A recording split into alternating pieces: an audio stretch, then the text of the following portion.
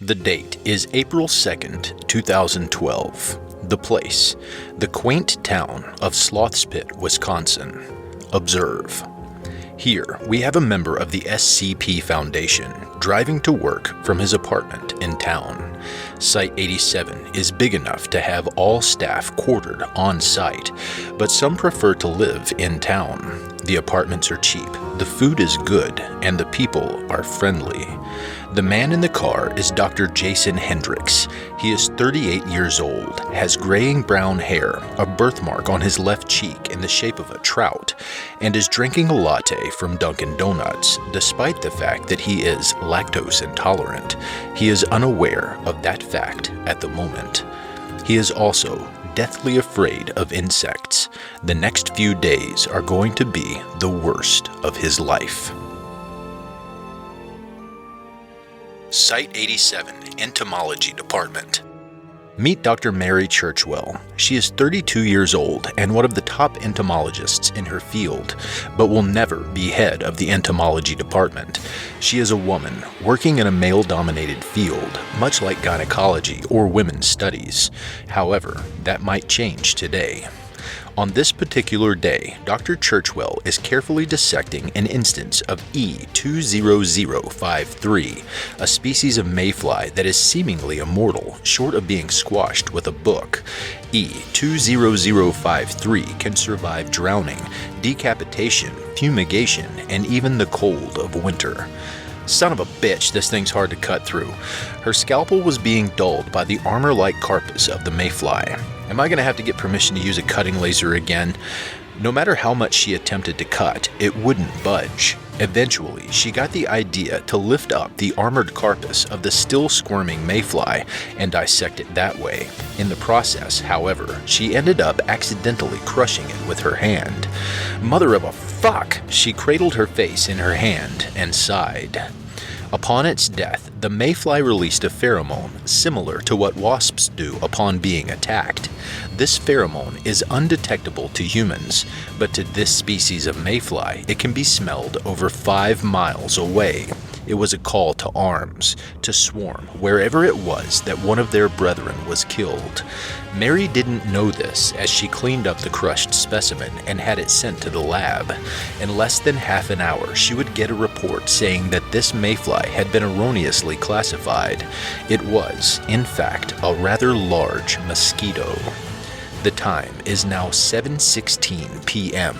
It is almost sunset, and with sunset comes the mosquitoes, and with those mosquitoes comes death. Winged immortal death swooped down on Site 87. The guards outside are sucked dry in a matter of seconds, their bullets useless against the oncoming swarm. The greenhouses offer little shelter from the winged death, but thankfully none are in them. Site 87 goes into lockdown. It will remain this way indefinitely until assistance arrives from one of the nearby sites. Morning dawns on April 3rd. Everything is calm and collected. The swarm outside cannot penetrate the shields. The buzzing is incessant. Spare earplugs from Memetics are sold for $5 a pair, and all normal site operations are shut down in light of the lockdown. MTF Sigma 10, the on-site MTF, begins to gear up. Codenamed Sloth's Arm, they're equipped with specialized pesticide grenades developed by entomology. They're also equipped with handheld flamethrowers. The plan was to move out of the northern, eastern, and western entrances, equipped with full-body bite-proof armor and some livestock used for testing as bait. Once the swarm went for the livestock, they would let loose with their arsenal. They took the wrong bait. E20053 only feeds on humans.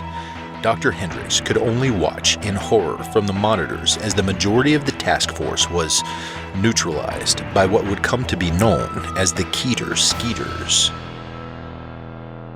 On April 4th, tensions began to stir as the coffee ran out in the break room. Unable to go to the local donut shop for more, Site 87 was forced to drink decaf for the duration.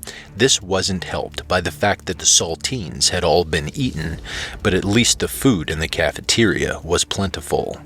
The first fistfight broke out between Dr. West and Dr. Matterson. West was theorizing that he could use a sonic pulse generated by E5991 to kill the Keter Skeeters by liquefying their insides. Matterson pointed out that doing so would most likely destroy most of the site and kill everyone in it. There were words exchanged, such as, "You have no experience with it, I do," and "It's unsafe to use around humans. Look what it did to the test cat last week." Entomology, meanwhile, had barricaded themselves in a laboratory to prevent themselves from being lynched. Word had leaked that a dead specimen of E20053 was most likely what had attracted the swarm to this site. "Think of it this way," Dr. Churchwell yelled through the door. "If we die, you'll never get rid of these damn things." Dr. Hendricks had contented himself with staying locked in his quarters, constantly putting on bug spray and carrying a rather large fly swatter just in case they got in. He only went out to fetch food and water and to check security monitors for breaches. He hated bugs. He honestly did. On April 5th, it came to light that the Keter Skeeters reproduced through mitosis. The screams of frustration and horror were deafening. On April 6th, the chemistry department decided to turn on its fume hood for an experiment. Their rationale was that if they wanted to live life as normally as possible, they would have to continue experimenting. Unfortunately, turning on the fume hood meant opening ventilation to the outside. Letting toxic gas go out meant letting worse in. The last words of one of the poor souls in that lab were reported to be, "Ah, what a massive oversight. Oh God, my skin." The Keter Skeeters spread throughout the site and were at the personnel quarters within 5 minutes. The swarm reached Hendricks' door, breaking it down through sheer pressure.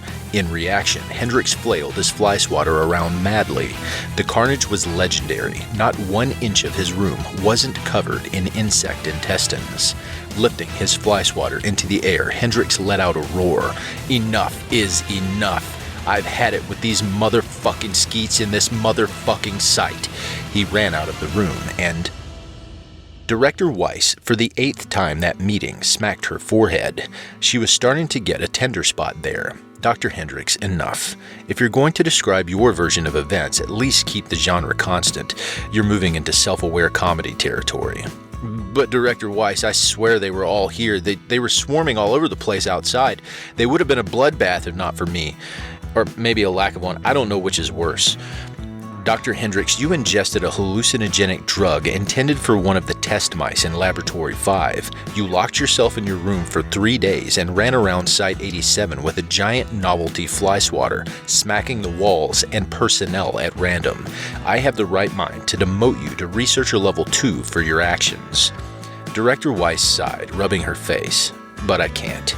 You know why? Because goddamn if the drug didn't work exactly as intended." She shook her head. "Consider this a warning, Dr. Hendricks. Be more careful when eating in the lab. In fact, don't eat in the lab at all in the future. Understood?" "Yes, ma'am." The timid doctor sunk in his seat, wondering why a gigantic fly was impersonating the director. "May I go now?" "Yes. If the hallucinations persist, please give yourself unto the swarm." "Sorry. Please report to the trauma center." Right, okay, I will." Dr. Hendricks rose from his seat and ran out the door of the director's office. Director Weiss reclined in her seat and sighed.